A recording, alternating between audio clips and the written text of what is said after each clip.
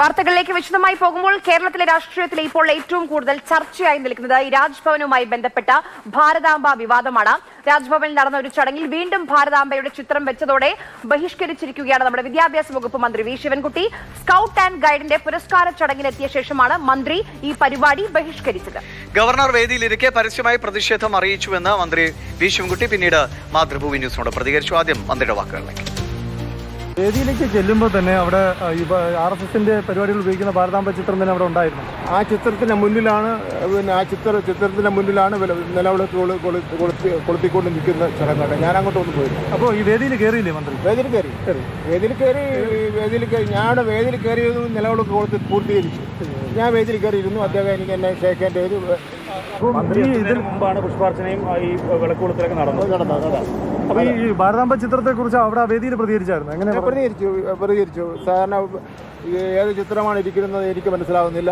ഏതോ ഒരു ചില രാഷ്ട്രീയ പാർട്ടിയുടെയോ അല്ലെങ്കിൽ അത്തരത്തിലുള്ള സംഘടനകളുടെ ചിത്രമാണ് ഇരിക്കുന്നത്. ഇത് രാജ്ഭവനാണ്, സ്വതന്ത്രമായി പ്രവർത്തിക്കേണ്ട സ്ഥാപനമാണ്. രാജ്ഭവനും കേരള ഗവൺമെൻറ്റും തമ്മിൽ ഒരുമിച്ച് നടത്തുന്ന പ്രോഗ്രാമാണ്. അവിടെ ഈ ചിത്രത്തിന് മുന്നിൽ ഒരു വിളക്ക് കൊളുത്താൻ വേണ്ടി പാടില്ല. ഞാനതിൽ പ്രതിഷേധിക്കുകയാണ്. എനിക്കിത് അംഗീകരിക്കാൻ വേണ്ടി പറ്റില്ല. പിന്നെ ഗവർണറോടുള്ള വ്യക്തിപരമായ പ്രതിഷേധമല്ല, ഇത് നമ്മുടെ കേരളത്തിൻ്റെ പ്രതിഷേധമാണെന്ന് കാണേണ്ടതാണ്. അത് മൈക്കിലാണോ? മൈക്കിൽ തന്നെ സംസാരിച്ച് ഗവർണറൊപ്പം എന്തായിരുന്നു? മൈക്കിൽ തന്നെ. ഞാൻ ഗവർണറെ നോക്കിയില്ലല്ലോ. മൈക്കിൽ നോക്കി കുട്ടികളെ നോക്കിക്കൊണ്ട് സംസാരിച്ചുകൊണ്ടിരിക്കുകയാണ്. അപ്പോൾ ഗവർണർ ഒന്നും പ്രതികരിച്ചില്ല? വേറെ പ്രതികരണമൊന്നും ഉണ്ടായില്ല. ഗവർണർ എങ്ങനെ പ്രതികരിച്ചായിരുന്നു? ഗവർണർ ആട്ടുകല്ല് കാറ്റ് പിടിച്ചോ അല്ലെങ്കിൽ ഇരിക്കുകയായിരുന്നു. ഏതായാലും ഇത് വരുമ്പോൾ തന്നെ, അതായത് കഴിഞ്ഞ ദിവസം നോട്ടീസ് ആദ്യം തന്നെ നൽകിയ നോട്ടീസിൽ ഈ ലൈറ്റ്നിങ് ഓഫ് ലാമ്പ് ഭാരതാംബ ചിത്രത്തിന് മുന്നിൽ വിളക്ക് കൊടുത്തെന്നുള്ള ഒരു അറിയിപ്പ് ഉണ്ടായിരുന്നില്ല. രണ്ടാമത് തന്ന നോട്ടീസിൽ അതുണ്ടായിരുന്നല്ലേ?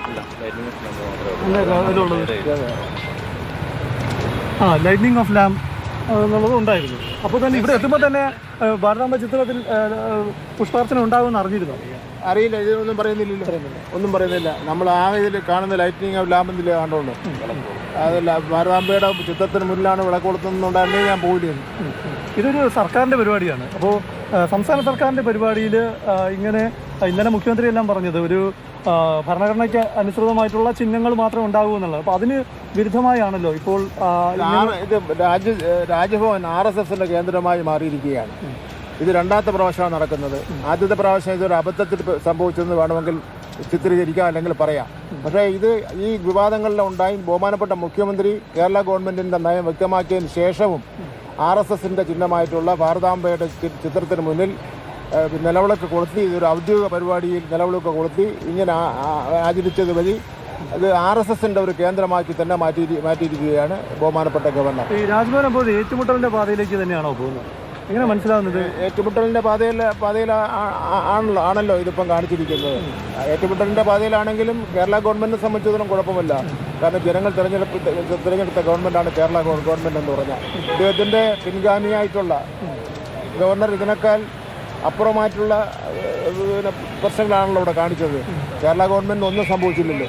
അപ്പോൾ ഇനിയും തുടർന്നും ഇത്തരം സർക്കാർ പരിപാടികളിൽ ഇങ്ങനെ ഈ ഭാരതാംബ ചിത്രം RSSന്റെ പരിപാടിയിൽ ഉപയോഗിക്കുന്ന ഭാരതാംബ ചിത്രം ഉപയോഗിക്കുന്നതിലുള്ള വിയോജിപ്പ്, ഈ വിഷയത്തിലുള്ള വിയോജിപ്പ് ഇന്നിപ്പോൾ ഗവർണർക്ക് മുമ്പാകെ താങ്കൾ അറിയിച്ചു.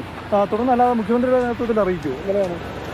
അല്ല, ബഹുമാനപ്പെട്ട മുഖ്യമന്ത്രി ഇന്നലെ പറഞ്ഞല്ലോ, ഒരു രാജ്ഭവൻ എങ്ങനെയായിരിക്കണം, ഒരു ഗവൺമെൻറ് എങ്ങനെയായിരിക്കണം, ഗവർണറുടെ ഉത്തരവാദിത്വം എന്തൊക്കെയാണ്, അതെല്ലാം പിന്നെ ഗവർണറുടെ ഉത്തരവാദിത്വം എന്തൊക്കെയാണെന്ന് സംബന്ധിച്ച് പറഞ്ഞിട്ടുണ്ടല്ലോ.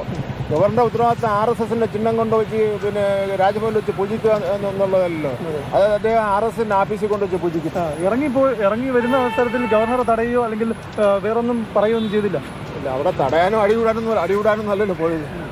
അല്ല, പോകരുത്, അവിടെ തുടരണമെന്നൊന്നും പറഞ്ഞില്ല. ഇല്ല, അദ്ദേഹത്തിന് തന്നെ അറിയാമല്ലോ ചെയ്ത തെറ്റാണെന്നുള്ളവർ. ഇത്രയും നാളത്തെ രാഷ്ട്രീയ ജീവിതത്തിനിടയിൽ അദ്ദേഹത്തിന് തന്നെ അറിയാമല്ലോ.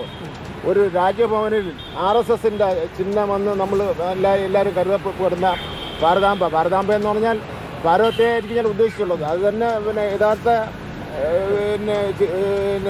അതിരുകളല്ല, അതിൽ ഉള്ള അതിരുകൾ തന്നെ. എന്നിട്ട് അതിൻ്റെ മുന്നിൽ നിലവിളക്കം വെച്ച് പുഷ്പങ്ങൾ വിട്ട് നിന്ന് ഒരു നിലവിളക്ക് കൊടുത്തതാണ്. എത്ര അഹങ്കാരവും ധിക്കാരവുമാണ് ഗവർണർ കാണിച്ചിരിക്കുന്നത്. ഇത് കേരളത്തിലെ ജനങ്ങളോട് നടത്തിയ വെല്ലുവിളിയാണ്.